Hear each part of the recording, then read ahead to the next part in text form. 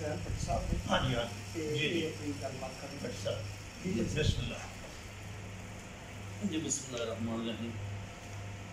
चूँकि पंजाबी का कट है जी जी बिस्मिल्लाह साहब सदर की इजाजत के नाल जी पंजाबी अदबी संगत लाहौर जेडे भी गुरु जमा ने ये दीवाने लोग ने जी जी बिल्कुल लगे इन्हें अपना काम कर बांग रही हो नमाज पढ़ के आउंदे ने आ जान बहुत वधिया है बहुत वधिया घरां चों कट के जाइए उन्होंने ये दीवाने लोग ने जेडे लगे बहुत वधिया काम है जी। ते गुजारिश है हुई कि जी जेड़ा मैं टॉपिक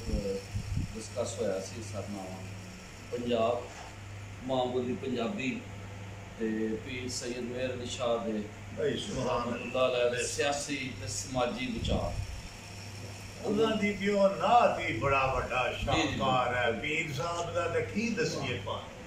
एडी बड़ी नात पंजाबी च साडी नजर च नहीं ऐसे तरह ते ए मैं ए तुहानू तां सैंपल दे तौर ते दिखाया ਅਸੀਂ ਇਸ ਵਿੱਚ ਨਾ ਇੱਕ ਲੈਕਚਰ ਸੀਰੀਜ਼ ਮੈਂ ਕਰਦਾ ਰਿਹਾ जी क्योंकि महीनेवार कट करीगा सी साडी जिहड़ी तंजीम खूब पाकिस्तान खूब दे तहत हुण भी मैं कर जिथे जिथे भी मेरी ड्यूटी रही अजकल सियालकोट डस्क है तो उत्थे भी करी गए तो इस तो अलावा वरेवार वड्डा पंजाबी कट करी गए मखजूद बाकी पंजाब विच मुख्तलिफ इलाकों के काम शम करते रही है। तो मैं जी चीज़ समझा वा ना जी हर मसले की कोई पिछे मसला होंदा जिसकी वजह तो चीज़ नहीं हो रही। पंजाब ते पंजाबियों का जोड़ा बुनियादी मसला ना वो सियासी तुसीं मेरे नाल इख्तलाफ कर सकते हो लेकिन मेरी राय है कि जी सियासी शऊर की बेदारी जी है ना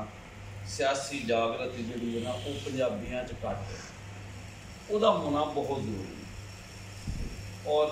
ये चीज़ तो दूसरे कौम परस्तान बहुत ज़्यादा मिलेगी उसकी मिसाल सिंधी ने और काबिल तारीफ है उन्होंने गल जी बिल्कुल कि साढ़े एक दोस्त सन तो उन्होंने ड्यूटी लग गई पन्नू आकल छौनी च फौजी सन तो मैं इंडस्ट्री उन्होंने नाल गपशप कर रहा सा